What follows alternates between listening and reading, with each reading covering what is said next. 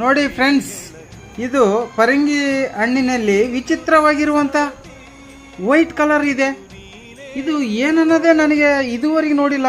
ನನಗೀಗ 43 ವರ್ಷ. 43 ವರ್ಷದಲ್ಲಿ ಒಂದು ಸಾರಿ ಇಂಥ ಪಪ್ಪಾಯ ಹಣ್ಣಿನಲ್ಲಿ ನಾನು ನೋಡೇ ಇಲ್ಲ.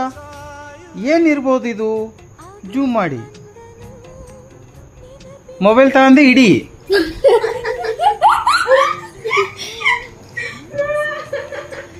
ಏನಿರ್ಬೋದು ಇದು? ನನಗಂತ ಗೊತ್ತಾಗ್ತಿಲ್ಲ.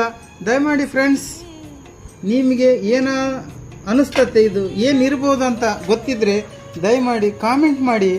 ನನ್ನ ಚಾನಲ್ ಹೆಸರು ರವೀಶ ಕನ್ನಡಿಗ ಎಂಬ ಚಾನಲ್ಗೆ ಸಬ್ಸ್ಕ್ರೈಬ್ ಮಾಡಿಕೊಳ್ಳಿ ಮತ್ತು ಶೇರ್ ಮಾಡಿ.